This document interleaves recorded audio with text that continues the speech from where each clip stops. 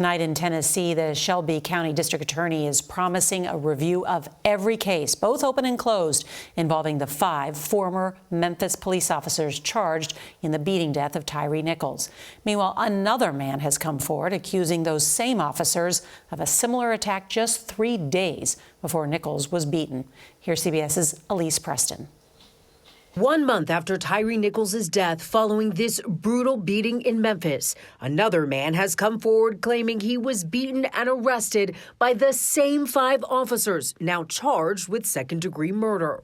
Those are the same 5 officers. Montarius Harris has filed a $5 million lawsuit against the officers and the city of Memphis, claiming they attacked him just 3 days earlier.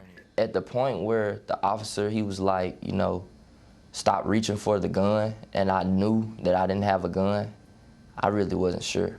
The 22-year-old was booked on a gun possession charge as a convicted felon and spent several days in jail. The district attorney is now reviewing all cases involving the 5 officers. Former Shelby County prosecutor Josh Corman says the review is warranted. The prosecutor is going to have to look at those cases, probably all of those cases, on a case-by-case basis, to figure out if those are cases that they can still meet their burden of proof. Internal disciplinary documents obtained by CBS News reveal more about the officer's encounter with Nichols.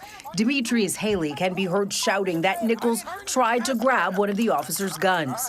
So I'm like, he grabbed one gun.